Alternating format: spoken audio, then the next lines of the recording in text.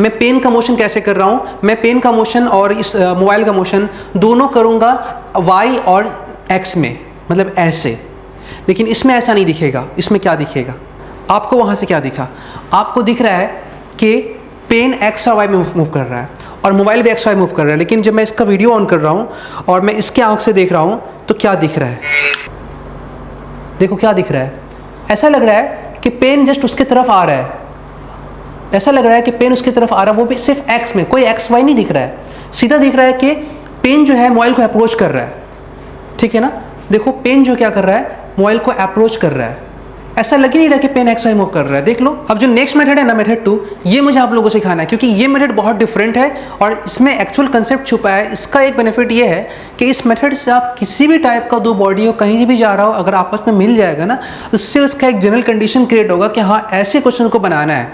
उसमें क्या है कि आप कंडीशन देख रहे हो, ऐसे तोड़ रहे हो, उसमें मिला रहे हो, एक्स निकालो वाई निकालो, लंबा है। रात भर जग कर पढ़ रहे हो, सुबह जल्दी उठ जाते हो, फिर फिजिक्स रिवाइज करते हो, केमिस्ट्री रिवाइज करते हो, बॉटनी जूलॉजी रिवाइज करते हो, फिर अभी नाश्ता भी नहीं करते हैं कि फिर ट्यूशन का टाइम हो जाता है, ट्यूशन चले जाते हैं, ट्यूशन से आते हैं, ना दिन का खाना, ना दिन का सोना, ना रात का सोना।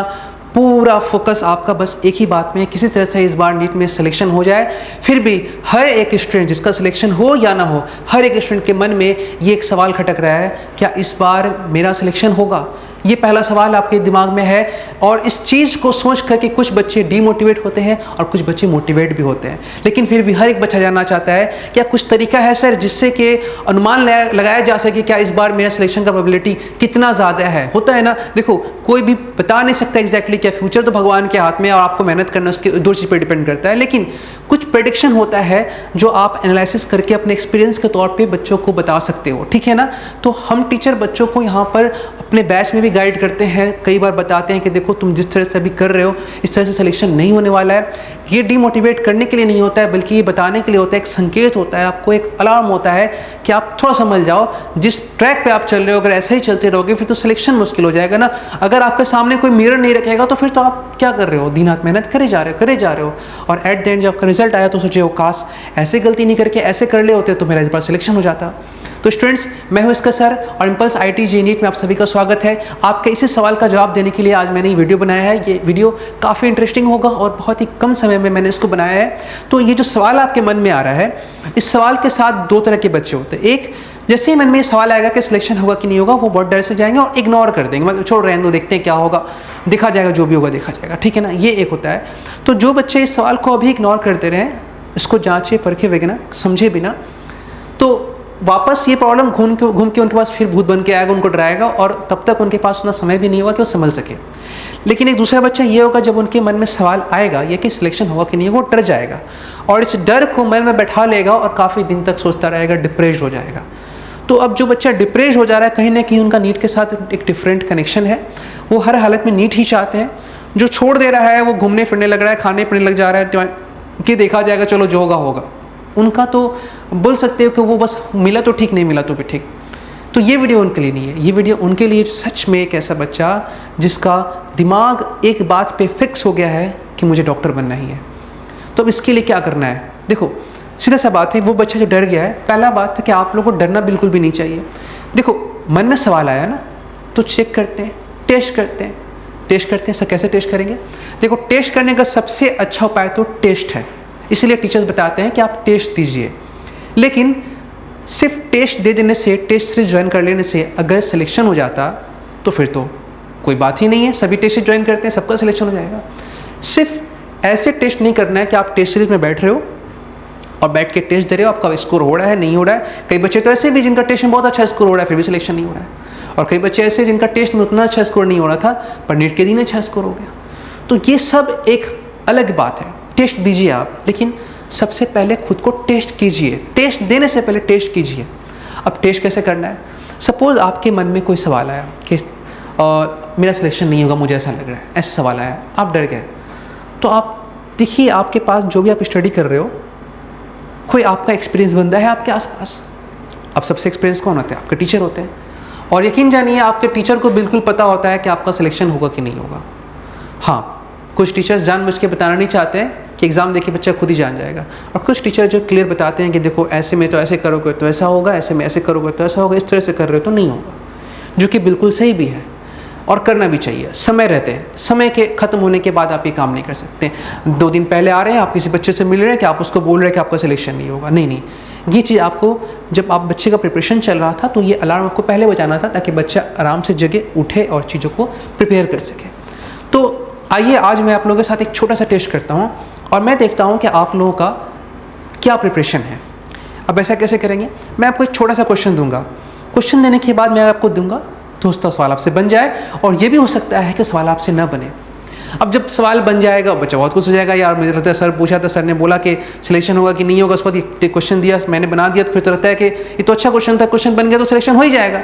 लेकिन जिस बच्चे से नहीं बनेगा वो डिमोटिवेट हो जाएगा। लेकिन यही वो वक्त है कि जब आपसे क्वेश्चन नहीं बन रहा है ना, यही वो वक्त है कि जब आपसे क्वेश्चन नहीं बन रहा है तो आप ये जानने का कोशिश करो कि क्वेश्चन नहीं बनने का कारण क्या है। क्या उस क्वेश्चंस को बनाने के लिए जो इन्फॉर्मेशन आपके पास आना चाहिए था वो इन्फॉर्मेशन आया, क्या आपके माइंड में इंस्टॉलेशन हुआ है इस इन्फॉर्मेशन का? फिर उस इन्फॉर्मेशन को आप क्या यूज़ करना सीख पा रहे हो?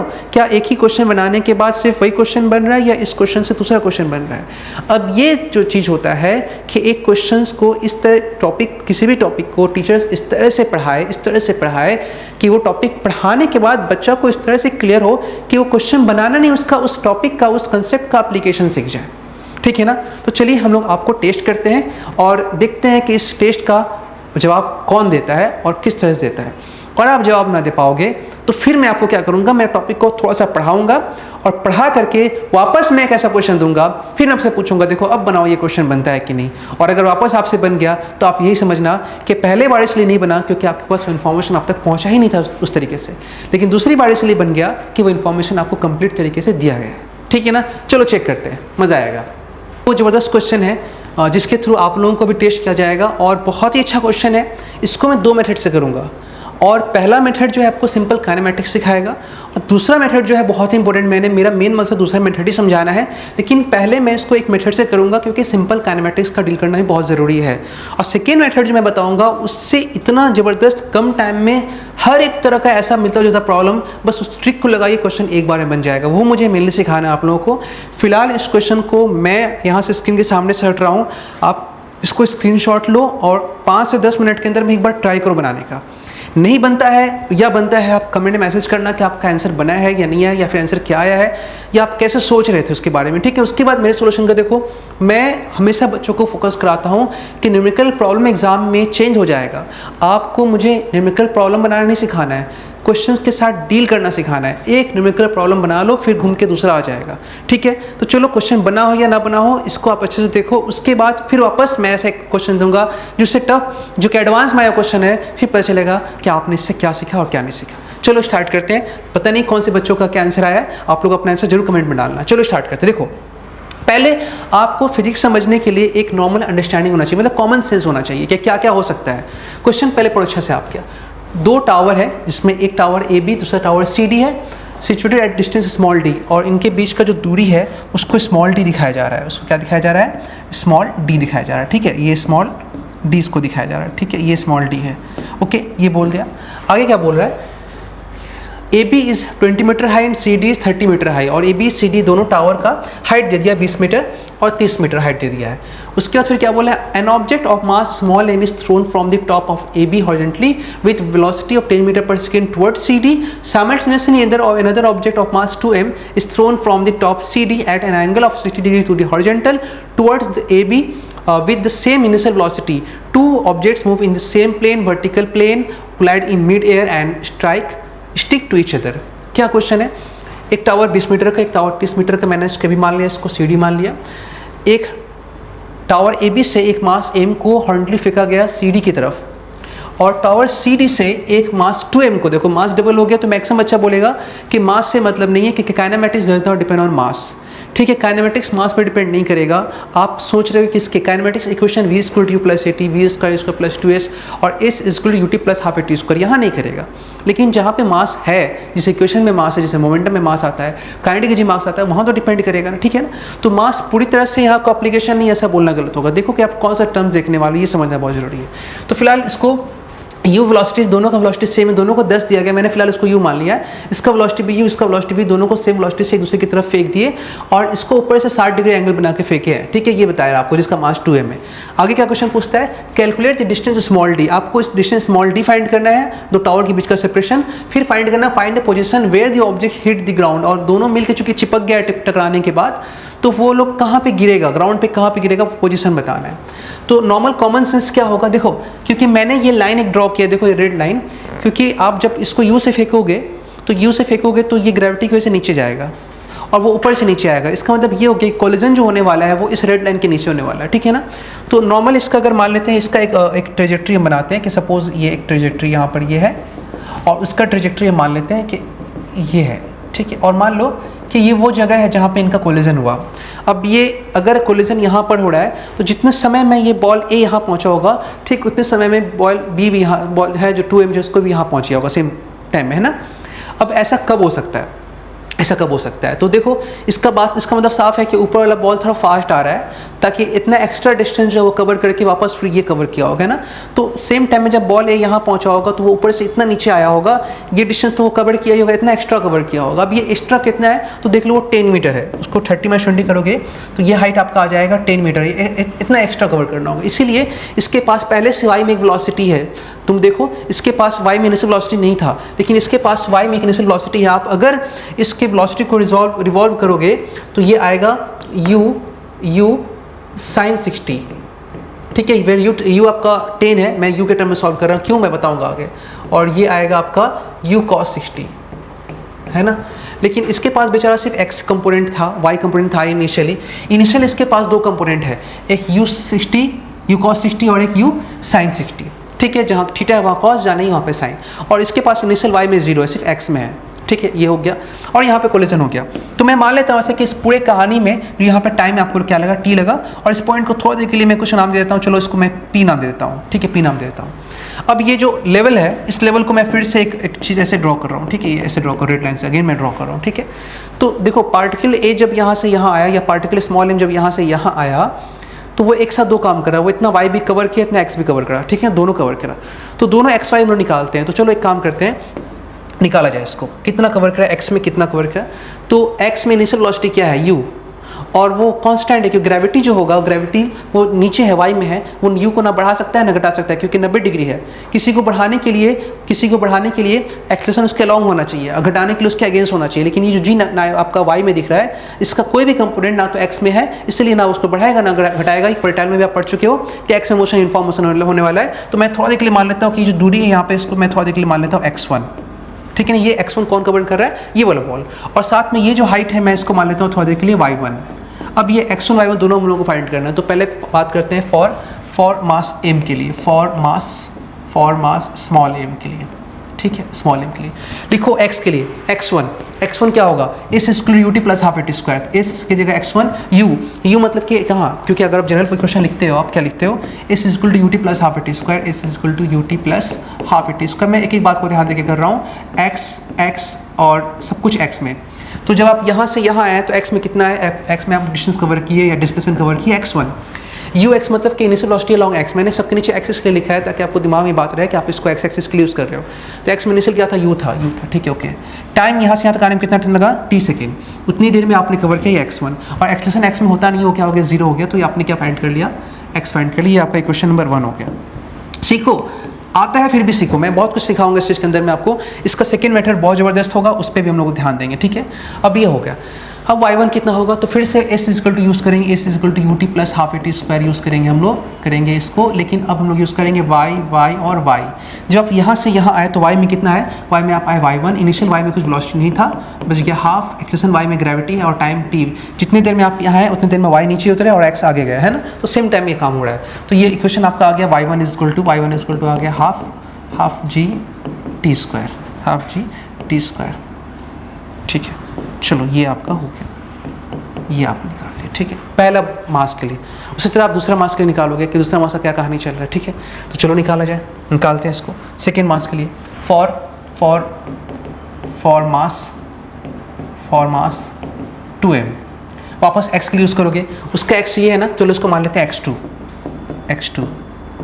और y जो है ये पूरा हो गया, पूरा, जिसमें इतना पता है आपको 10 और इतना आपको चलो मान लो y2 है ना, इसको मैं इतना मान लेता हूँ, इसको इतना मान लेता हूँ y2।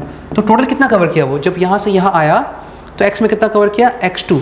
तो इसके जगह क्या करोगे, x2, इनिशियल x में वेलोसिटी कितना था, ux क्या है, u cos 60, cos 60 कितना हो जाएगा, cos 60 होगा आपका रूट हाफ हो जाएगा, cos 60 हाफ हो जाएगा, तो यह आ जाएगा u/2, u t, टाइम कितना लगा, t लगा, plus half at square, a की जगह क्या एक्सप्रेशन, x में तो कोई एक्सप्रेशन होता ही नहीं है, x में कोई एक्सप्रेशन नहीं, तो सिंपल कर दो u/2 into T, u/2 into T, और x में कोई एक्सप्रेशन आपके पास है ही नहीं। चलो ठीक है, ये हो गया। ठीक है, आप अगर u पुट करना चाहते हो तो पुट कर सकते हैं, u का वैल्यू आप पुट कर लेना 10, तो यहाँ पे आ जाएगा 5t, और वहाँ u पुट करोगे आप 10 तो आ जाएगा 10t। तो x1 यहाँ से आप फाइंड करोगे, x1 यहाँ से फाइंड करोगे, x1 फाइंड करोगे, u10 है तो आ जाएगा 10t, और x2 यहाँ से फाइंड करो तो आ जाएगा ये 5t। ठीक है ना, ये। और पूछ रहे हैं आपसे सेपरेशन क्या है उनके बीच, तो फोकस हमेशा बच्चों का होना चाहिए अपने क्वेश्चन के ऊपर कि D पूछा है तो D ही तो x1 प्लस x2 है, तो क्यों हम आगे सॉल्व करें, क्यों ना पहले इस जगह पे पहुंचे कि हमको अगर D फाइंड करना है तो मेरे हिसाब से जो D होगा वो D होगा x1 प्लस x2, ठीक है ना, और x1 है आपका 10t और वो 5t आ जाएगा मिला करके 15t। कहाँ मामला कहाँ अटक गया, मामला अटक गया t के पास। अब सोचेंगे t कैसे निकाला जाए, तो t निकालने के लिए दूसरा इक्वेशन आपके पास एक y का इक्वेशन है, उसको यूज़ कर सकते हैं। तो ठीक है, अब फिर y को, इसका भी लिख लो, इसका y लिखो, इसका y पूरा कितना आएगा, sy कितना, जब यहाँ से यहाँ आया तो y में कितना आया 10 प्लस y2, तो 10 प्लस y2 है ना, 10 प्लस y2।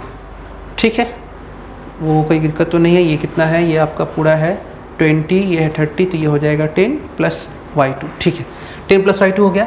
अच्छा uy में कितना है, uy में है u sin 60, तो u sin 60 होता है √3/2, √3/2, ठीक है ना, √3/2, ये हो गया आपका।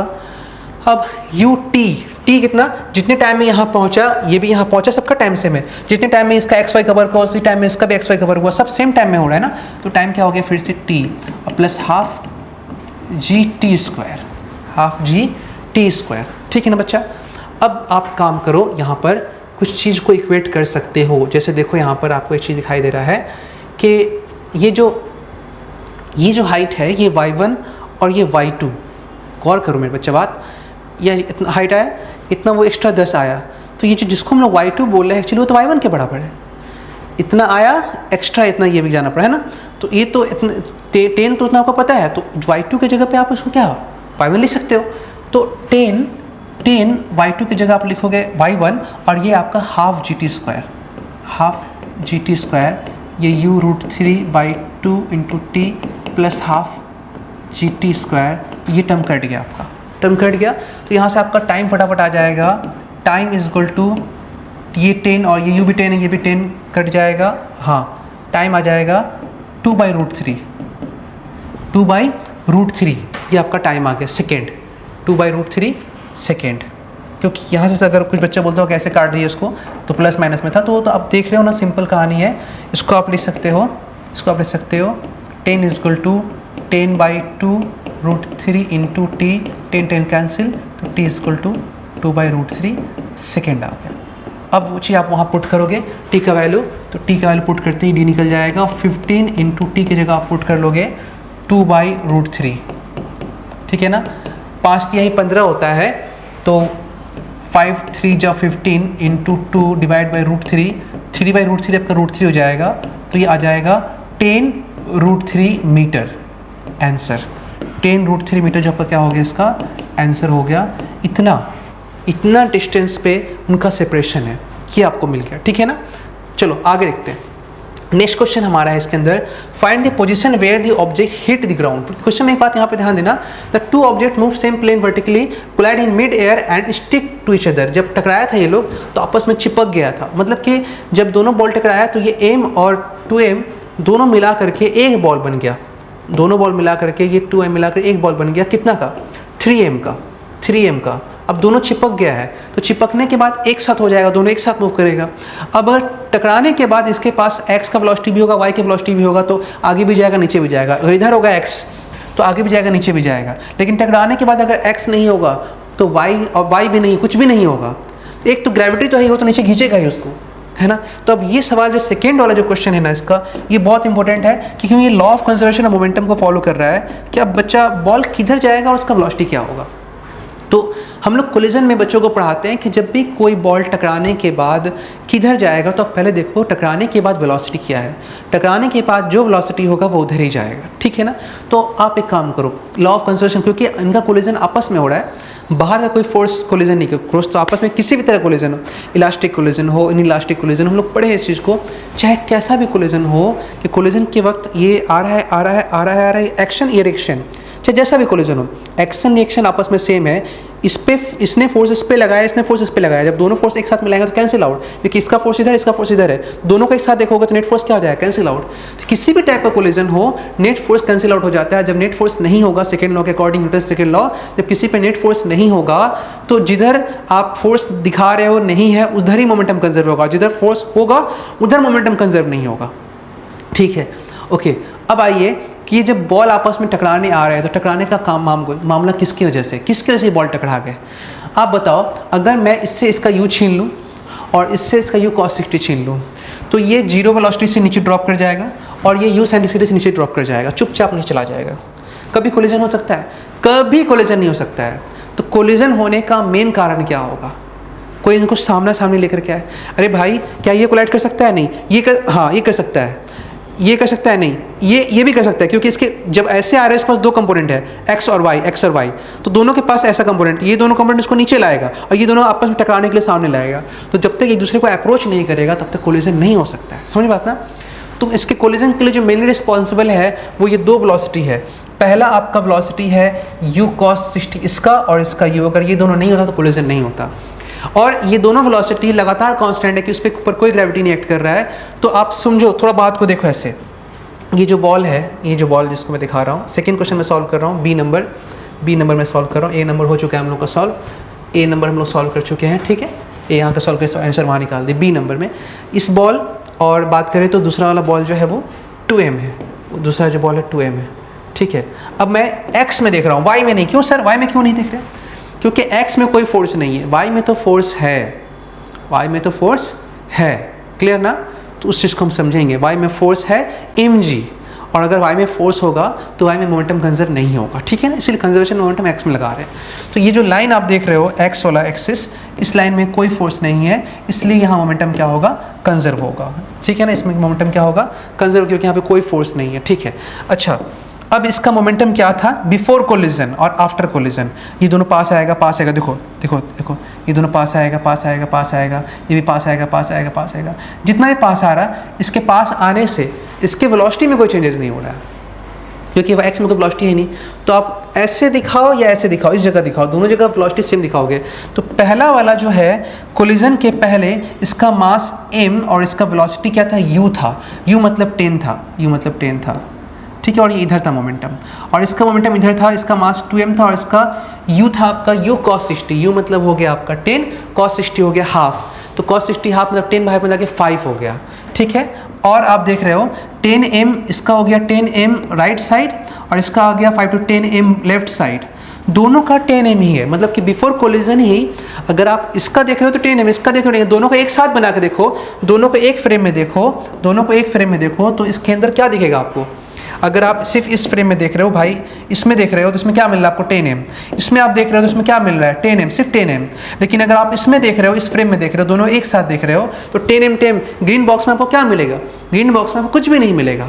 ग्रीन बॉक्स आपका ये सिस्टम का फ्री बॉडी डायग्राम है, रेड वाला जो है आपका सिर्फ पहला वाला बॉल का फ्री बॉडी डायग्राम है, और जो ऑरेंज वाला है वो सेकंड वाला बॉडी का फ्री बॉडी डायग्राम है। कंजर्वेशन ऑफ मोमेंटम दो कोलाइडिंग बॉडी का होता है। बहुत सा बच्चा क्या करेगा, पहले ही ऑब्जेक्ट को सोचेगा इसका मोमेंटम कंजर्व होगा, नहीं, दो कोलाइडिंग बॉडी के लिए जो फ्री बॉडी डायग्राम बनेगा वो ग्रीन वाला डायग्राम बनेगा। तो 10m कैसे, इसका मतलब कि कोलिजन के पहले ही इनके पास एक्स में कोई मोमेंटम नहीं था, मतलब जीरो था, तो टकराने के बाद भी नहीं होगा। तो बच्चे इक्वेशन क्या लिखेगा? इक्वेशन लिखेगा law according to law of conservation of momentum, LCM के momentum initial is equal to momentum final. किसका? इंडिविजुअल का नहीं, सिस्टम का। किसका?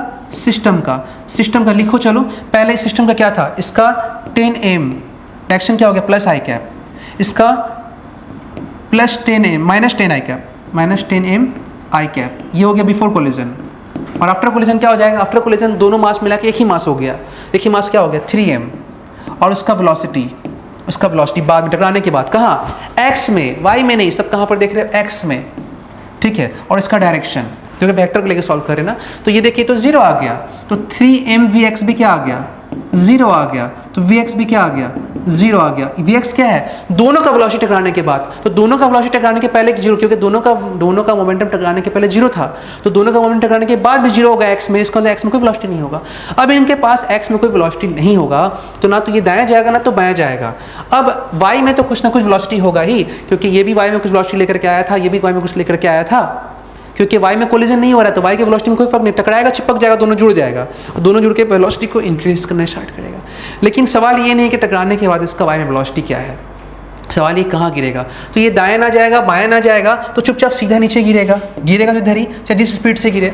तो मुझे ये निकालना नहीं है इस क्वेश्चन के अकॉर्डिंग, ठीक है। आपको मन है कि टकराने के बाद y में क्या वेलोसिटी होगा, तो सभी बच्चे y में वेलोसिटी निकाले, और ये निकाले कि दोनों जब ग्राउंड पे आएगा तो इस जगह पे y में वेलोसिटी क्या होगा, और इसका आंसर निकाल के कमेंट बॉक्स में आप डालो कि मेरा आंसर सही आया, कि आंसर राइट आया, फिर मैं इसका रिप्लाई करूंगा आप लोगों को कि आपने जो आंसर निकाला वो राइट है या नहीं, ठीक है ना।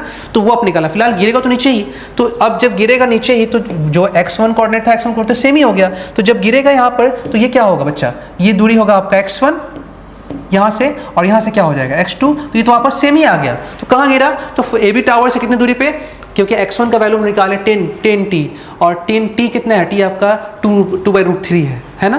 तो x1 कहाँ पे गिरा, तो यहाँ इसका आंसर कितनी दूरी पे गिरेगा, क्वेश्चन में था find the position of object where the objects hit the ground, तो पोजीशन आप वहाँ से भी निकाल सकते हैं, वहाँ से भी। तो x1 या x2 आ रहा है, यहाँ से आएगा x1 आ जाएगा, ये आपका u आपका 10 है, और t आपने फाइंड किया था, कहाँ गया, t 2/√3, और आप अगर ये आ जाएगा मीटर, और आप x2 फाइंड कर रहे हो तो x2 होगा आपका कितना, x2 5t है आपका 2/√3 मीटर। ये हुआ आपका आंसर,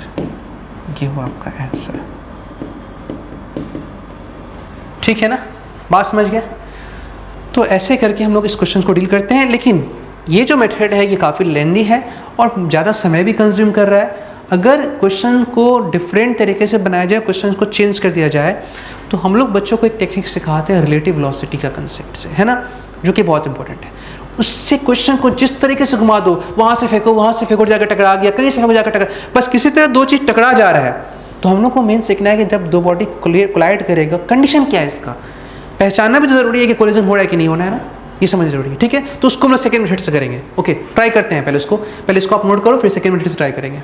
नोट कर लो इसको आप लोग अच्छे से, स्क्रीनशॉट ले लो। अब जो नेक्स्ट मेथड है ना, मेथड 2, ये मुझे आप लोगों को सिखाना है, क्योंकि ये मेथड बहुत डिफरेंट है और इसमें एक्चुअल कंसेप्ट छुपा है। इसका एक बेनिफिट ये है कि इस मेथड से आप किसी भी टाइप का दो बॉडी हो, कहीं भी जा रहा हो, अगर आपस में मिल जाएगा ना, उससे उसका एक जनरल कंडीशन क्रिएट होगा कि हाँ ऐसे क्वेश्चन को बनाना है।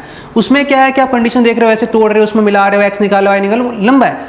इस चीज़ को समझने से पहले मैं आप लोगों को दिखा रहा हूँ। सपोज ये ऑब्जेक्ट 2m है, और ये जो है, ये जो पेन है, ये पेन आपका m है, ठीक है, ऐसा मान लो। और मैं इस चीज़ को रिलेटिव वेलोसिटी दिखा रहा हूँ। देखना मैं जो मोशन करूँगा वो कैसा होगा। मैं इसका कैमरा ऑन कर रहा हूँ, इसका कैमरा इसका आँख है, और ये जो ऑब्जर्व करेगा वो इसके हिसाब से ऑब्जर्व होगा, मतलब कि ये मतलब velocity of pen with respect to mobile, ठीक है। और आप जो ऑब्जर्व कर रहे हो, आप ग्राउंड फ्रेम से ऑब्जर्व कर रहे हो, वो भी कब, जब आपका वेलोसिटी नहीं है तब, क्योंकि आप बैठ के देख रहे हो, ठीक है ना। तो चलो मैं इसका कैमरा ऑन करता हूँ, फ्रंट कैमरा मैं इसका ऑन कर लेता हूँ, और मैं इसको प्रैक्टिकली दिखाता हूँ करके आपको कि क्या मैटर इसका है, ठीक है। चलो मैंने ये इसको ऑन किया, 1 मिनट वीडियो में जाना होगा। देखना मैं पेन का मोशन कैसे कर रहा हूँ। मैं पेन का मोशन और इस मोबाइल का मोशन दोनों करूँगा y और x में, मतलब ऐसे। लेकिन इसमें ऐसा नहीं दिखेगा। इसमें क्या दिखेगा, ठीक है ना। इसमें क्या दिख रहा है, चलो ऐसे ऐसे ऐसे ऐसे। आप बताओ, रिकॉर्डिंग ऑन ही नहीं हुआ यार, हाँ ऑन है, ठीक है ना। तो आप बताओ क्या दिखा आपको वहाँ से क्या दिखा। आपको दिख रहा है कि पेन x और y में मूव कर रहा है, और मोबाइल भी x y मूव कर रहा है। लेकिन जब मैं इसका वीडियो ऑन कर रहा हूँ और मैं इसके आँख से देख रहा हूँ तो क्या दिख रहा है, ठीक है। आप खुद देखो, मैं आप लोगों को दिखा रहा हूँ, ठीक है। मैं खुद दिखा रहा हूँ आपको। इसमें देखो, इसमें आपको दिखेगा, होप है दिखना चाहिए। वीडियो प्ले कर दूँ, ऐसा लग ही नहीं रहा है। क्यों? ये हुआ कंडीशन फॉर कोलिजन। ये है कंडीशन फॉर कोलिजन।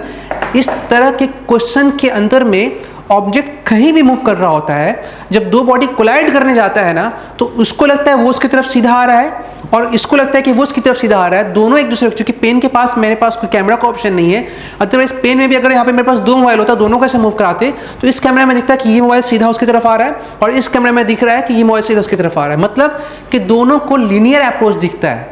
और कोई भी चीज कोलाइड तभी करेगा जब दोनों सेम लाइन में मूव करना स्टार्ट कर जाए with respect to each other. इसका मतलब वो कहीं भी जा रहा है, उसको लग रहा है उसकी तरफ ही आ रहा है, ठीक है ना। आजकल बहुत सारा मून का एनिमेशन वगैरह दिखा रहा है कि अर्थ पे मून गिरा, तो दिखाता है कि मून अर्थ पे आ रहा है। असल में क्या मून अर्थ पे सीधा आ रहा है? देखना मोबाइल पे आप सर्च करो कि मून फॉलिंग ऑन अर्थ, कुछ बहुत सा एनिमेशन मिल जाएगा, उसमें दिखेगा आपको मून आपको आसमान में सीधा अर्थ की तरफ आ रहा है। लेकिन क्या मून तो घूमते घूमते अर्थ की तरफ घूम रहा है और उसकी तरफ आ रहा है। ये है मून घूम भी रहा है, अर्थ की तरफ आ भी रहा है, घूम भी रहा है, अर्थ की तरफ आ भी रहा है। बस में ना, तो ऐसे ये घूम रहा है, घूम रहा है, घूम रहा है, घूम रहा है, घूम रहा है, घूम रहा है, मैं अर्थ हूँ, मान लो ये मून, ठीक है, ऐसे घूमते मेरी तरफ आ रहा है। लेकिन ऐसा दिखता नहीं है, हम लोग को नहीं दिख रहा कि मून, हम लोग को दिख रहा है सीधा मून मेरे तरफ आ रहा है, रिलेटिवली सीधा आ रहा है। तो अब मैं बोलना क्या चाह रहा हूँ, दूसरा चीज़ क्या, पहला चीज़ में आपको बात रखना है कि लीनियर अप्रोच होगा, ठीक है, एक ही लाइन मूव कर, स्ट्रेट लाइन मोशन दिखाई देगा, पहला ये हो गया। और सबसे बड़ा इंपॉर्टेंट बात एक ये होगा आपको कि अगर आप इस मोबाइल से देख रहे हो तो ये सिर्फ उसका मोशन ऑब्जर्व करेगा और खुद को ये रेस्ट में समझ रहा है, क्योंकि मोबाइल में आपको दिख रहा है कि वो वही आ रहा है इसकी तरफ, ये उसकी तरफ नहीं आ रहा है। मतलब ये खुद को, अपने मोशन को भी वो उसमें देखता है, क्योंकि देखो अगर ये मैं यहाँ पे हाथ रख रहा हूँ और ये यहाँ पर ये मोशन, ये मूव कर रहा है, मूव कर रहा है, मूव कर रहा है, मूव कर रहा है, तो ऐसा लग रहा है कि हाथ उसकी तरफ आ रहा है। इस चीज़ को आप देख सकते हो, इस चीज़ को आप देख सकते हो, देख सकते हो बिल्कुल अच्छे से। मैं फिर से दिखा रहा हूँ, मैं वीडियो ऑन कर रहा हूँ, देखो ये अभी अभी अभी अभी अभी ऐसा मैंने दिखाया, ठीक, वापस फिर पीछे गया, फिर आया, ठीक है, और अब दोनों आया, ठीक है। तो अभी अगर सपोज कर लो मैं ये वीडियो दिखाता हूँ, आप देखो आपको क्या दिख रहा है।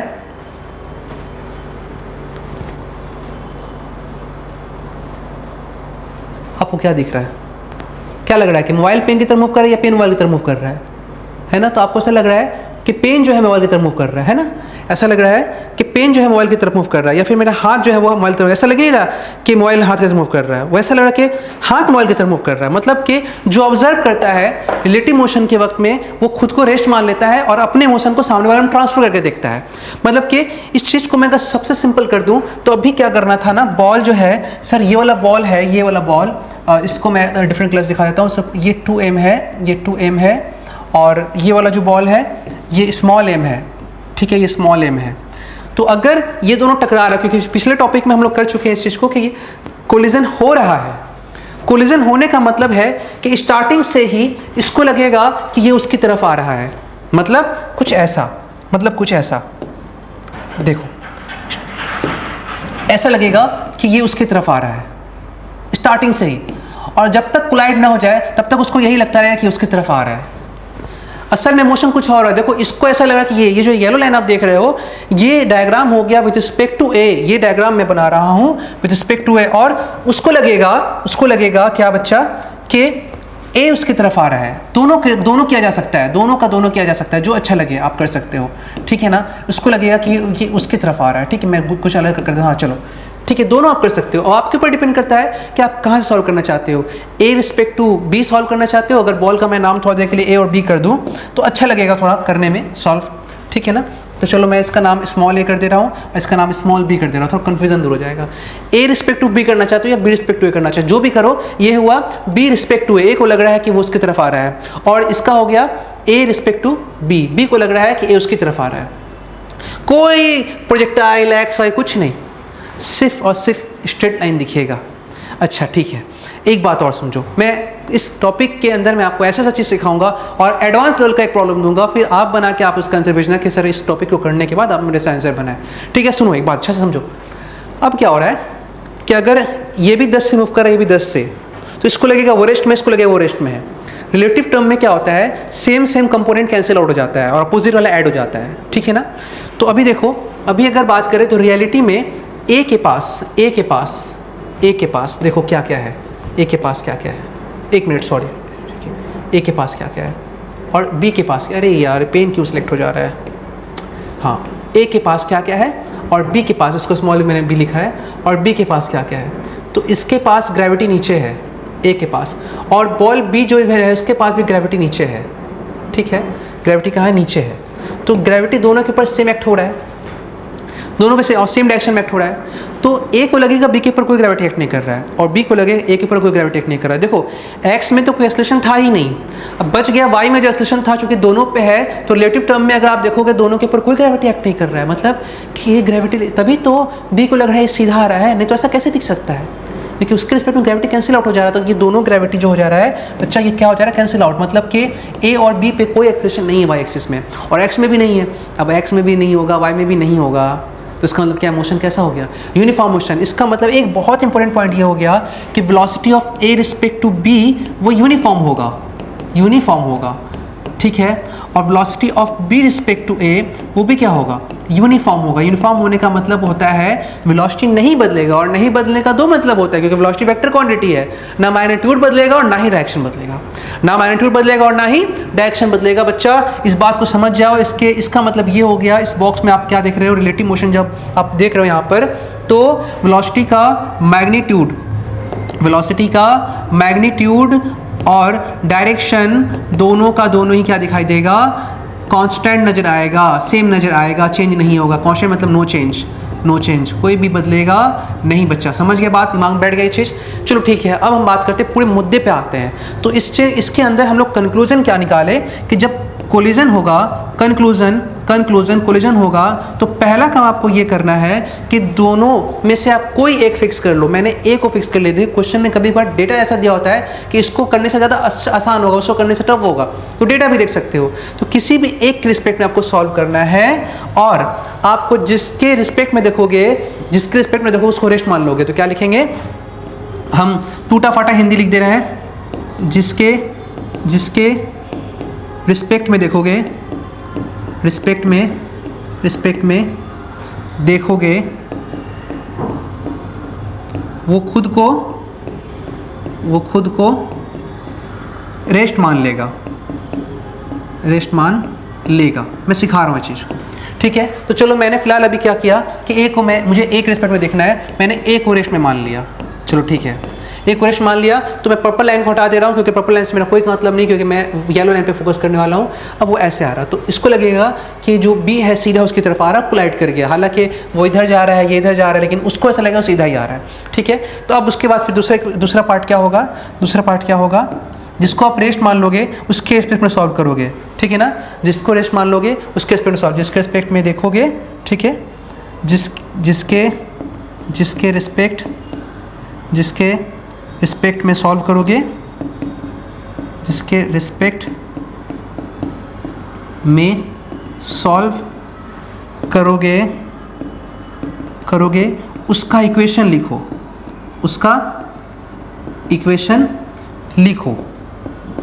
ठीक, उसका इक्वेशन लिखो। और थर्ड फाइनली कंक्लूड करना, कोलिजन हो रहा है कि नहीं। कई बार तो क्वेश्चन ये पूछे कोलिजन होगा कि नहीं होगा। अगर कोलिजन होगा तो उसका ये रिलेटिव लाइन जो है वो डायरेक्ट उसकी तरफ आएगा। अगर दूसरा इधर चला गया मतलब वो उसकी तरफ नहीं आ रहा, कोलिजन नहीं होगा। अगर ये लाइन इधर जा रहा है मतलब उससे कोलाइड नहीं हो रहा है। तो अगर कोलिजन होगा, अगर ओ माय गॉड, अगर मगर कास हो गया, थोड़ा सा मैं निराश हो गया। ओके चलो ठीक है, अगर कोलिजन होगा तो दो कोलाइडिंग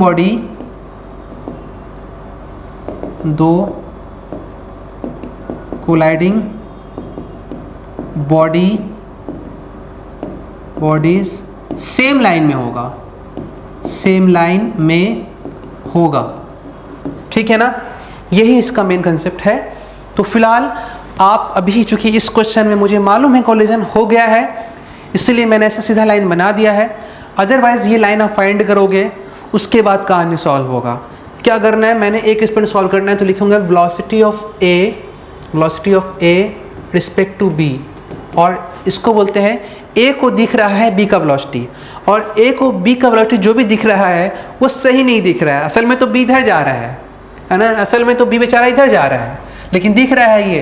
तो ये यहाँ से ये ना दिख करके ये दिख रहा है, तो ये के बदले में ये दिखना तो एक चेंजेस है ना, कि भाई अरे तेरे को ये क्यों नहीं दिख रहा है, ये क्यों नहीं दिख रहा है, तो तेरे को चेंज दिख रहा है, ऐसा तो हो ही नहीं रहा है, ऐसा हो रहा है, तो ये ऐसा हो रहा है, तुमको ऐसा दिख रहा है।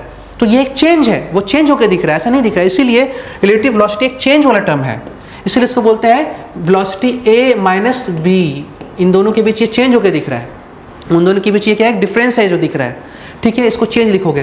रिलेटिव वेलोसिटी ऑफलाइन के बैच मैंने बहुत डिटेल में पढ़ाया है, क्योंकि सिलेबस का बहुत लोग के पार्ट नहीं है, फिर भी मैं जितना बता रहा हूँ उसको पकड़ लोगे। रिलेटिव टर्म दूसरे का चेंज है, वो चेंज होकर दिखता है। उसके बाद वी ए का वेक्टर फॉर्म लिखना है, वी बी का वेक्टर फॉर्म लिखना है, वी ए का वेक्टर फॉर्म, वी बी का वेक्टर फॉर्म। अब ये velocity of A respect to B है और ये वेलोसिटी ऑफ ए है। अब ये कौन सा वेलोसिटी है का, ग्राउंड से, ये हो गया velocity of A respect to B, और ये हो गया actual velocity of A, actual velocity of B.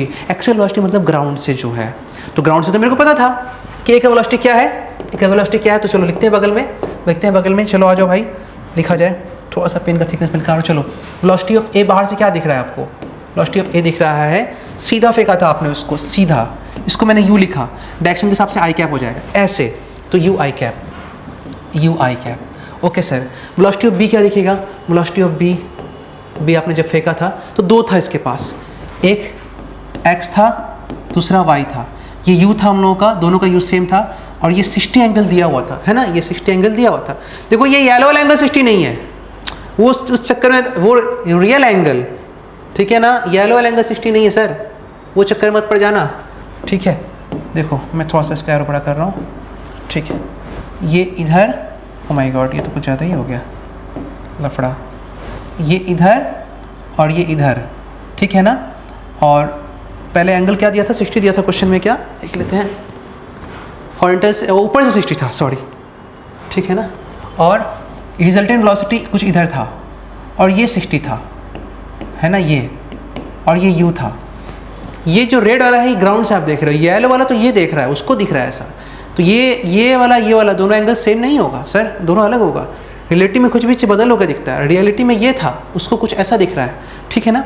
तो आप क्या लिखोगे, इसको लिखोगे वी वी वैक्टर क्या होगा, मतलब एक्चुअल वैक्टर ग्राउंड से, तो u cos 60, u cos 60, direction क्या हो जाएगा, minus i cap, minus i cap, minus i cap, बहुत ठीक हो गया, और plus u sin 60, u sin 60, plus मैं नीचे डायरेक्शन माइनस हो जाएगा, माइनस लिख दो सीधा, u sin 60 minus j cap, minus में प्लस माइनस मैंने माइनस कर दिया, ठीक है ना। बहुत लोग इसको ऐसे लिखता है, बहुत लोग इसको ऐसे लिखता है, ठीक है ना। थोड़ा सा मुझे राइट हैंड से लिखने की आदत है, उल्टा हाथ से दिखने में दिक्कत होता है। चलो ठीक है, मैं यहाँ पर लिख दे रहा हूँ, हो रहा है स्लाइड, इरेज नहीं हो रहा है, चलो इरेज करते हैं। चलो थिकनेस थोड़ा कम करो, v A velocity of A, u i cap velocity of B, x में u cos 60 direction minus i cap, direction minus i cap, plus u नीचे में sin 60 direction minus j cap, इसको आप तोड़ोगे तो ऐसा आ जाएगा, minus u cos 60 minus u sin 60 j cap, और ये आई कैप, ठीक है। ये हो गया वेलोसिटी ऑफ ए, ये हो गया वेलोसिटी ऑफ बी। लेकिन मुझे इस रिलेटेड टर्म में जाना है, क्योंकि ये जो velocity of A respect to B है, येलो लाइन है, यही येलो लाइन है वेलोसिटी किसका है, velocity of B respect to A, B respect to A, ठीक है। और मुझे यहाँ पे निकालना था ए रिस्पेक्ट टू बी नहीं, पी रिस्पेक्ट टू ए, ठीक है ना। वो भी निकाल सकते हो, कोई बड़ा बात नहीं है, वो भी कर सकते हो, लेकिन फिलहाल निकालना है क्या, velocity of B respect to A को देखना है, तो velocity of B minus velocity of A, ये था velocity of A respect to B, ये है velocity of B respect to A, उसको लगा सीधा आ रहा है, ये भी वी फाइंड कर रहे हो आप। चलो फाइंड करते हैं, लिखो velocity of B respect to A, v v vector minus u की जगह आप 10 रख सकते हो, 10 cos 60 कितना हो जाएगा, cos 60 हो जाएगा आपका half 1/2 i cap, minus u sin 60, u है 10, sin 60 √3/2 जे कैप, तो v B minus v A कितना था, वी ए था u मतलब 10 आई कैप, ठीक है ना। तो ये भाई सॉल्व करोगे तो -5 आई कैप माइनस 10 आई कैप आ जाएगा -15 आई कैप, और ये 2 से 5 आ जाएगा -5√3 जे कैप। सर ये आपका क्वेश्चन रेडी हो गया, बोले सर ये तो उससे भी लंबा लग रहा है। भाई इतना बकवास तो मैं जो कर रहा हूँ समझाने के लिए, आप जब समझ रहोगे तो सीधा आप इस मुद्दे पे आओगे ना कि अगर ए के साथ बी का कोलिजन हो रहा है या बी के साथ ए का कोलिजन हो रहा है तो ए को लगेगा बी उसकी तरफ आया। बस सीधा करो, वेलोसिटी ऑफ ए निकालो, वेलोसिटी ऑफ बी निकालो, फिर रिलेटिव निकाल लो। ठीक है, निकाल लिए। अब जो येलो वाला जो लाइन है वो कुछ ऐसा दिखाई दे रहा है, ये आता हुआ, ये हुआ इसका एक्स कंपोनेंट, मतलब इसका रिलेटिव का, ग्राउंड वाला मैं नहीं बना रहा हूँ। ठीक है, कितना है -15 आई कैप, माइनस मतलब इस डायरेक्शन में, और ये -5√3 जे कैप, -5√3 जे कैप है ना। और ये दोनों का रिजल्टेंट इधर आ रहा है जिसको सीधा उसकी तरफ कोलाइड करवा रहा है। अगर ये रिजल्टेंट इधर उतर गया या उधर उतर गया तो कोलिजन नहीं होगा, कोलिजन नहीं होगा। अब क्वेश्चन में था आपका कि पहला सवाल स्मॉल डी कैसे निकाले सर, स्मॉल डी कैसे निकाले, सोचो कैसे निकालोगे स्मॉल डी, क्या दिमाग लगाओगे आप स्मॉल डी। अब आपके पास मैंने बताया कि आपको इक्वेशन बनाना होगा, ये चलो आप बना भी लिए, आप इक्वेशन बनाना होगा और आप बना भी लिए। तो बनाने के बाद अब इस इक्वेशन को कैसे यूज़ करोगे कि आप उसका आंसर निकाल लो कि कोलाइड कर रहा है ना। तो अब देखो सुनो, अब अगर मैं ये एंगल निकालने चलूँ, ये एंगल कि ये एंगल कितना है, तो आप क्या लिखोगे, परपेंडिकुलर बाय बेस, परपेंडिकुलर मतलब ये मतलब कि 15, बेस मतलब 5√3, तो एंगल निकल जाएगा। तो आप लिखोगे tan थीटा मतलब इसको अल्फा ही मान लो, थीटा मत मानो, अल्फा मान लो, थीटा मत अल्फा मान लो, tan अल्फा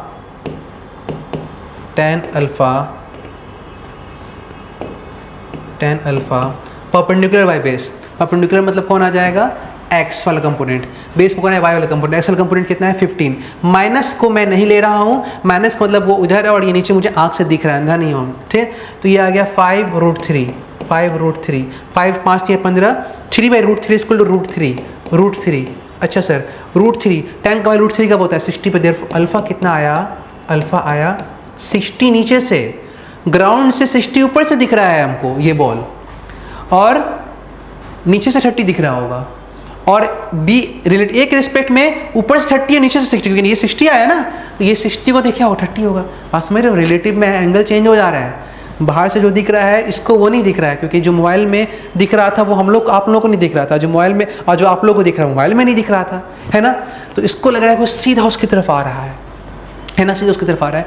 अब जब एंगल पता चल गया आपको, तो आपको बहुत कुछ आसानी से निकल सकता है। भाई ये सेपरेशन ट्रिगो लगाओ ना यार, अभी ये वाला डिस्टेंस ये 20 है, ये 30 है, तो सर ये कितना होगा, ये ट्राइंगल देखो, ये कितना है, ये 10 है, ये 10 हो जाएगा, 10 मीटर, और ये d है, और ये एंगल पता है 60, परपेंडिकुलर बाय बेस किस में लगता है, फिर से अगेन tan, फिर से लिखो, अगेन लिखो आप tan, अल्फा क्या निकालिए, अल्फा निकालिए आप 60, tan 60 is equal to perpendicular मतलब d हो गया, d बाय बेस मतलब क्या हो गया, बेस मतलब 10 हो गया। पहले tan को वेलोसिटी से निकाले, अब tan को डिस्टेंस, क्योंकि ट्रायंगल है वेलोसिटी से भी निकाल सकते हो, डिस्टेंस से भी निकाल सकते हो, और ये क्या आ गया 10, देयरफॉर d कितना आ गया, d आ गया 10 इंटू tan 60, और tan 60 होता है, और d tan 60 होता है √3, tan 60 होता है √3, तो d कितना आ गया 10√3, d कितना आ गया 10√3, d हम लोग पहले निकाले थे, d कहाँ निकाले थे 10√3, देखो है ना 10√3, क्लियर ना, उस मेथड से। अभी निकाले इस मेथड से, d कितना है आपका 10√3, क्लियर है। और बाद वाला जो फेस था वो कहाँ गिरेगा, वो तो जैसे आप करते तो वो इस केस का वो सेकेंड मेथड से इसको हम लोग को नहीं करना है, उसको उस मेथड से ही करना है हम लोग को, ठीक है ना। तो ये मेथड से आपको जब भी कोई बॉडी बताएगा कि कोलिजन होगा कि नहीं होगा, जैसे एग्जांपल के तौर पे, सब एग्जांपल के तौर पे मैं एक स्लाइड दिखा रहा हूँ, ठीक है, स्लाइड दिखा रहा हूँ, ये इधर मूव कर रहा है, ठीक है, मैं इसको एक लाइन ड्रॉ कर दे रहा हूँ, ठीक है, और एक और ऑब्जेक्ट है, मैं मान लेता हूँ ये इधर मूव कर रहा है, इधर मूव कर रहा है, ठीक है। अब ये दोनों कोलिजन होगा कि नहीं होगा, कोलिजन होगा कि नहीं। देखो हम लोग जो डायग्राम देख रहे हैं, हम लोग क्या बोलेंगे, हम लोग बोलेंगे हो सकता है ये येलो वाला जो है ऐसे जाए, ठीक है, और हो सकता है ये ग्रीन वाला जो है वो ऐसे जाए, तो यहाँ पे वो चांस है कोलिजन का, है ना, ये वो जगह है कि जहाँ पे कोलिजन हो सकता है, ठीक है ना।